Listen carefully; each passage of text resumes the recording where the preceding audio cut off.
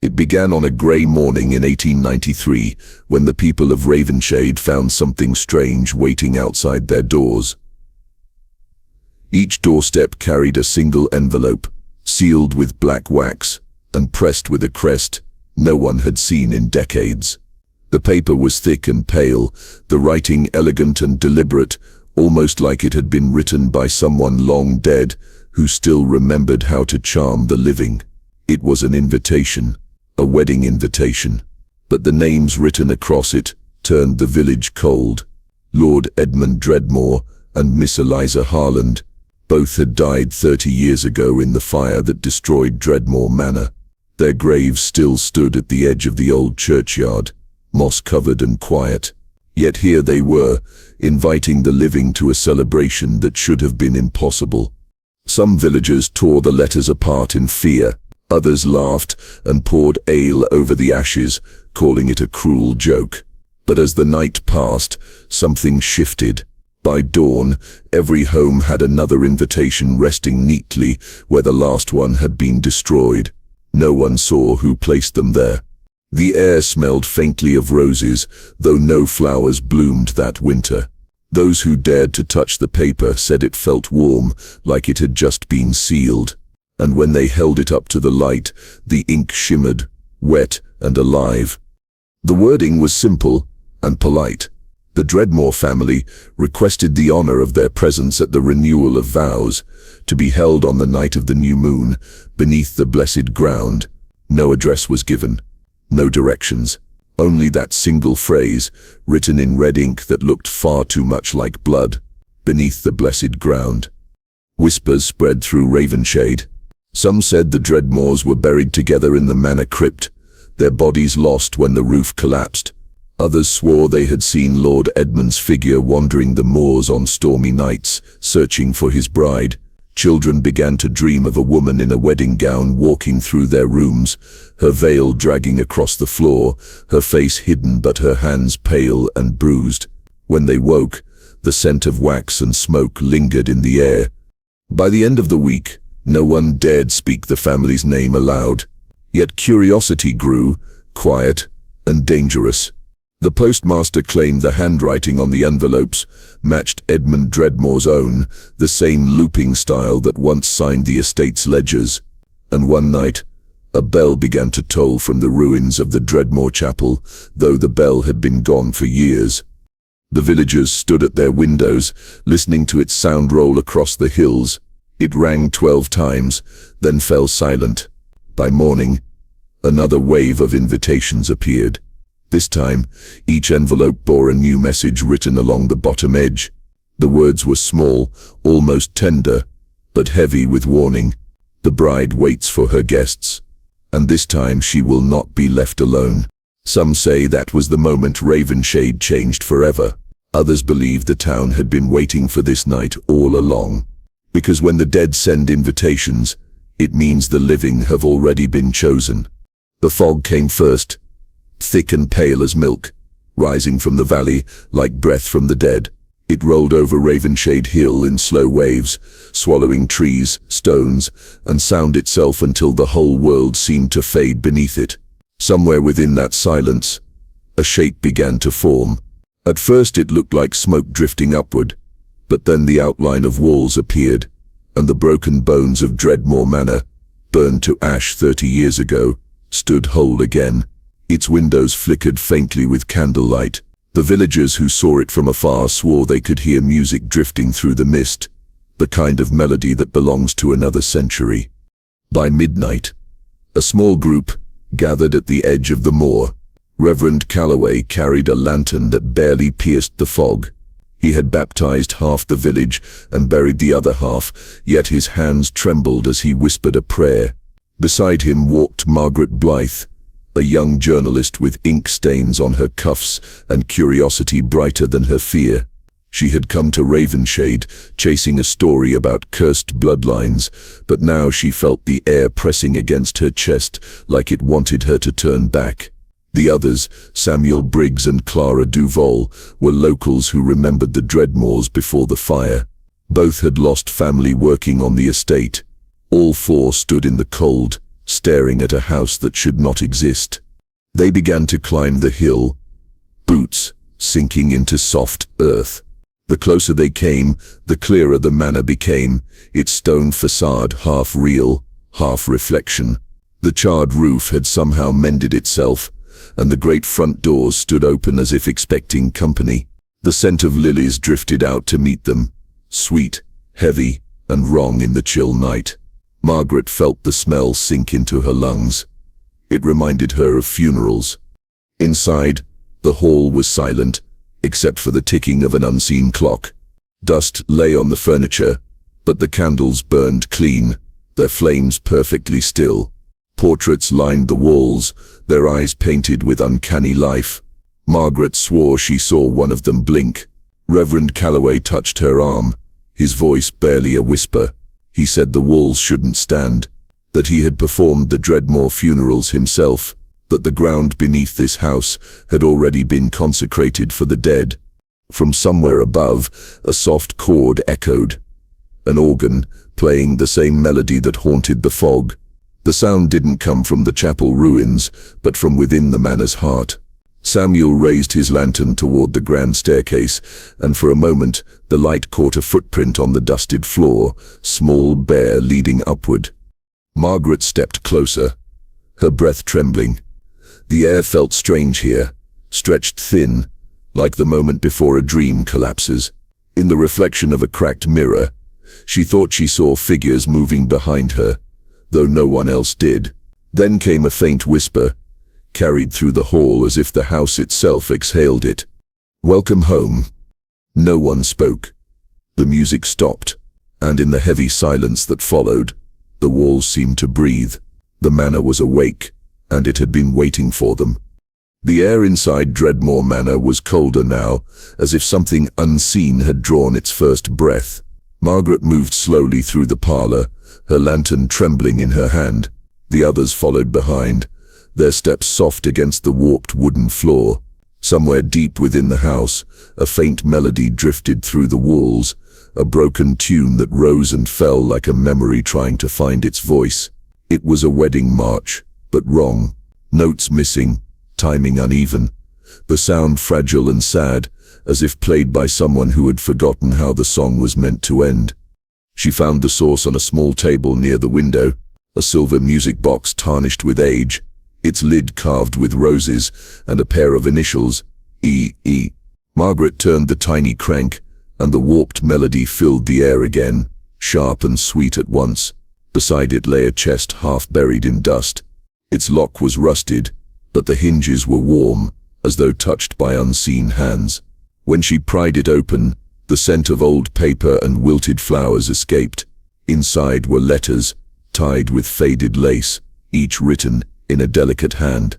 They were all signed the same way. Eliza Harland Dreadmoor. Margaret frowned. The dates on the letters were impossible. They were written years after the fire, years after Eliza's death. She read the first one aloud, her voice barely steady. "He says he can hear me even when I sleep. He says love should never end with breath." The next line made her stop. "Last night I heard him walking inside the walls. He whispered my vows back to me until morning."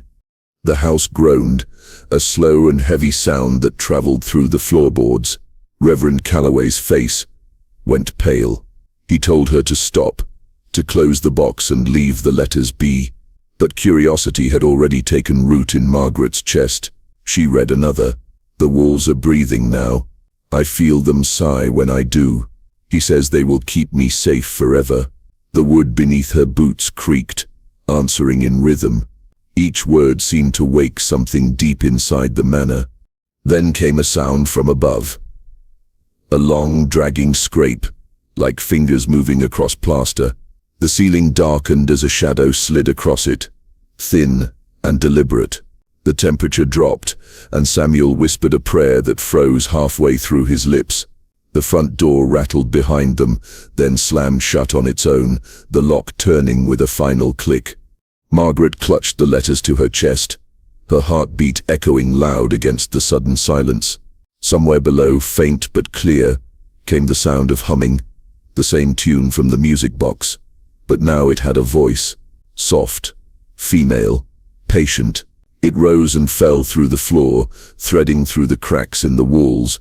Reverend Calloway's lantern flickered, and in the brief flash of light, they saw movement within the wallpaper itself, a faint outline of a woman's hand pressing outward, as if trying to reach them. Then the voice whispered a single word, almost tender, "Wait," and the house answered, with a sound like a sigh. The chapel stood at the far edge of the manor grounds, its steeple bent and half swallowed by ivy. The night air was heavy, the fog thicker here, curling like breath around the stone steps. Margaret held her lantern high as Reverend Calloway forced open the chapel door. The hinges moaned, echoing through the emptiness. Inside, the pews were covered in dust and bird bones. The altar was cracked down the middle, a scar that ran deep into the floor. Beneath it, a small square of wood stood out, a trapdoor fitted with a brass handle that gleamed faintly despite the years. When Samuel pried it open, a rush of cold air spilled out, carrying the scent of rot and candle soot. The lantern light reached only so far down, but Margaret could see the first few steps of a narrow staircase spiraling into darkness. The walls were slick with moisture, and faint markings shimmered where the stone caught the light. They descended slowly, each footstep swallowed by the silence. The deeper they went, the colder the air became, until their breath hung like mist before their faces. At the bottom, the crypt opened wide, a low chamber carved from the earth itself. Candles burned weakly in iron sconces, though no one had lit them. Broken coffins lay scattered along the walls, their lids splintered, lace veils draped over them like abandoned wedding shrouds. The air was thick with the smell of iron and decay. Margaret ran her fingers over one of the carvings etched into the wall. It showed a bride standing over her own coffin, her face serene, her hands clasped in prayer. Beneath the image, faint Latin words curved in a circle. Reverend Calloway knelt and brushed away the dust. His voice cracked as he read them aloud. "She who vows beneath heaven remains beneath earth." Margaret felt something move beneath her shoe, a piece of ribbon brittle with age, tied into a knot. When she pulled it free, she noticed a trail of them leading deeper into the crypt. The ribbons ended at a raised stone slab bound in chains and lace. A coffin. Its glass panel was clouded, but from within came the faintest trace of condensation, as if something had breathed there not long ago. The lace was old, but the chains gleamed as though newly forged. She leaned closer and her lantern's reflection flashed against a small ring wedged inside the lock. Her breath caught. The engraving was unmistakable. Imbiber Margaret Blythe, her own initials. Reverend Calloway whispered that it was a sign to leave, but her name echoed faintly around them, soft and layered, like a choir of voices whispering in rhythm with her heartbeat. Margaret stepped back, clutching her lantern, her pulse ringing in her ears. The whisper grew clearer, more insistent, shaping itself into words that almost sounded human. It wasn't just her name, it was a vow, repeated again and again, the same phrase from Eliza's letters, forever beneath, forever bound. And as the last candle flickered, the chains on the coffin shifted, not loudly, not enough to clatter, just enough to remind them that something inside still remembered how to move. The air inside the crypt turned heavy, as though it had been waiting for the living to arrive. Margaret's lantern dimmed, its flame shrinking until only the candles along the walls glowed softly. Then, one by one, they began to relight themselves, sparks hissing into existence in a slow circle around the chamber. Shadows stretched across the floor, twisting into the shape of pews. The scent of lilies returned, thick and sweet enough to make the air taste bitter. Reverend Calloway whispered that it was a trick of the mind, but his voice trembled, and no one answered. A low rumble rose from the far corner of the crypt. The organ. It played without a hand to guide it. The sound old and sorrowful, the same broken march that had haunted them since the manor came alive. The ground vibrated under their feet. Then, shapes began to appear in the flickering light, figures sitting in the pews, row after row, dressed in decayed finery. Their faces were blurred, melted into soft grey smears where features should have been. Yet every head turned in unison toward the altar, waiting. A priest appeared there, or what was left of him.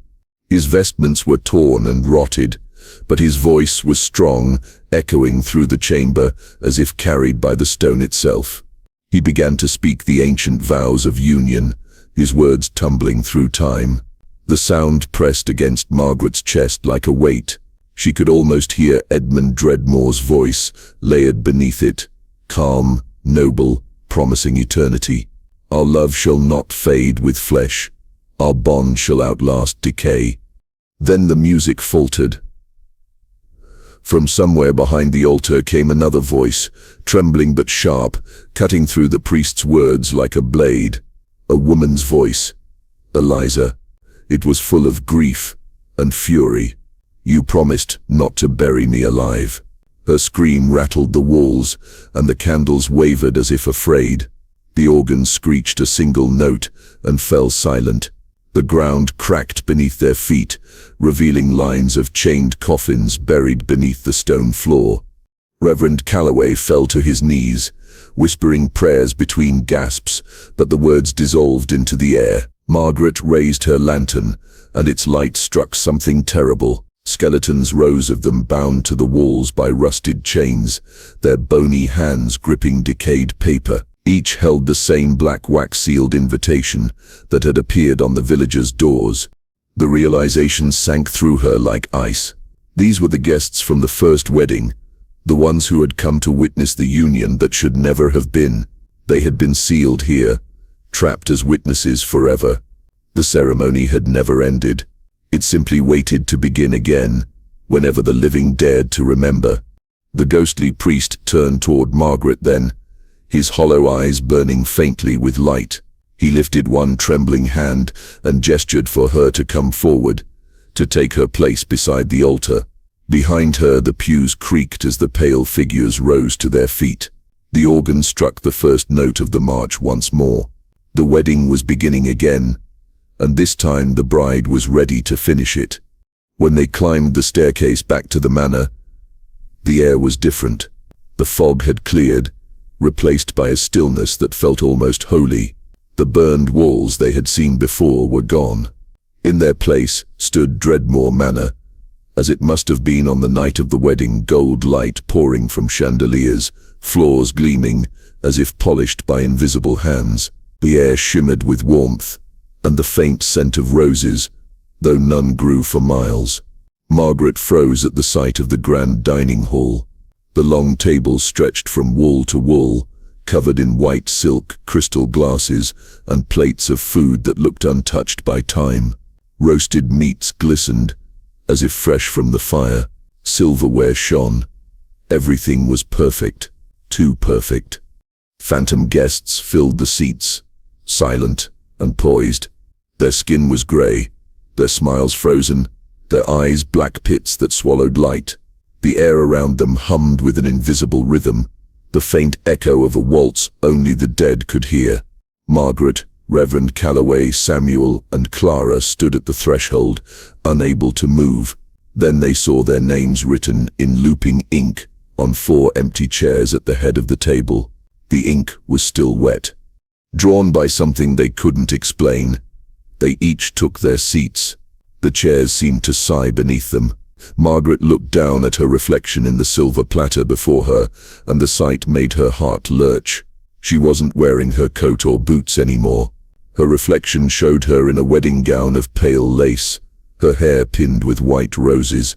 Across from her, Reverend Calloway wore a black suit from another century, and his hands shook as he reached for his glass.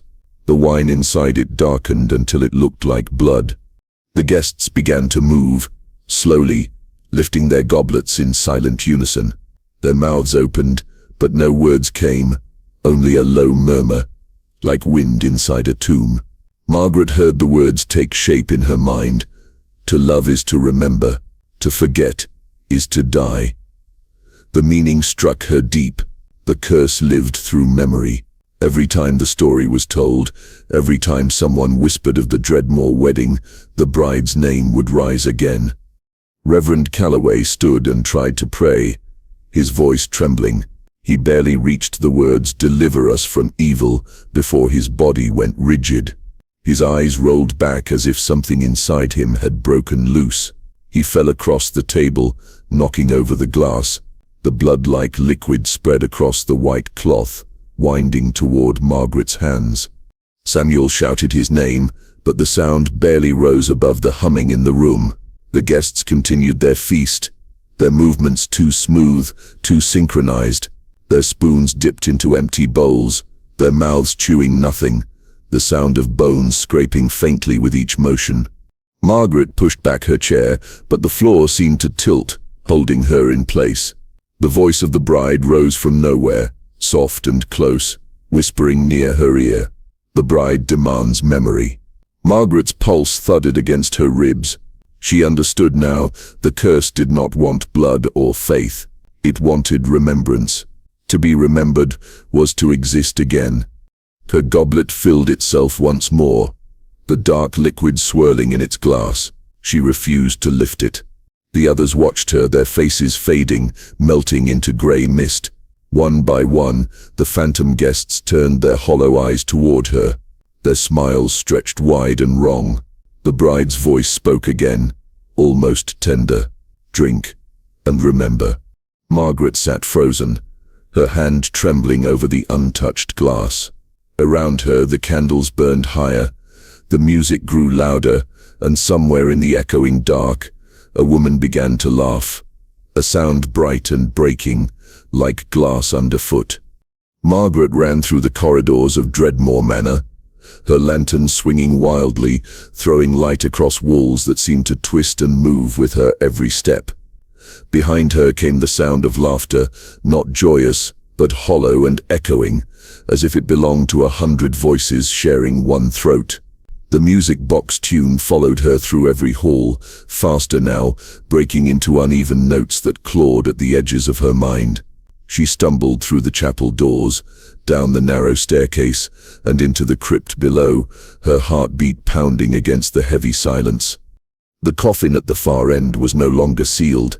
The chains lay in coils on the floor, the lace shredded, as though something had torn its way free. The air shimmered faintly around it, thick with the smell of wax and roses. Margaret raised her lantern, expecting to see the remains of the bride, but what waited inside was something far stranger. The coffin held a mirror, its frame wrapped in silver lace, its surface smooth and cold as moonlight. She stepped closer, her breath catching when she saw her reflection. It was her face, but not entirely. The figure in the mirror wore a wedding gown, her hair pinned beneath a translucent veil, her lips curved in a faint, knowing smile. Behind her the crypt was brighter, filled with candlelight and soft music. It wasn't Margaret's world she saw reflected, it was the night of the wedding itself. Eliza Harland Dreadmoor stood on the other side, her eyes bright with something between sorrow and triumph. She raised one pale hand toward Margaret, fingers brushing the glass. Margaret hesitated. Every instinct told her to run, but something deeper, something quiet and ancient, pulled her closer. She touched the mirror. The glass was colder than death. A shudder rippled through her body, and for a moment, the reflection did not follow her movement. Then, slowly, Eliza's image leaned forward until their faces overlapped perfectly. The glass trembled. The veil in the reflection began to shift, falling softly over Margaret's own shoulders. The walls of the crypt began to breathe. Dust drifted from the ceiling like ash, as the stone pulsed faintly with the rhythm of a heartbeat. The light in the lantern dimmed until only the glow from the mirror remained, shimmering across her face. Margaret tried to step back, but her hand would not let go. The reflection's lips moved, mouthing words she could not hear. And then the glass gave way, not shattering but dissolving, pulling her image inside. Outside, the first light of dawn touched Ravenshade Hill. The manor was gone. Where it had stood, there was only scorched earth, twisted iron, and a scatter of rose petals curling in the wind. The villagers who came to look swore they heard faint organ music beneath the soil, fading with each step they took away. 3 days later, envelopes appeared once more across the village, each sealed with black wax, each written in that same delicate hand. This time, the signature was different. Lady Margaret Dreadmoor, and beneath it, a final line written in red ink, still wet to the touch. The vows shall continue until every witness remembers. And so the story began again, whispered through the town, retold by firelight, reborn in every voice that dared to speak her name.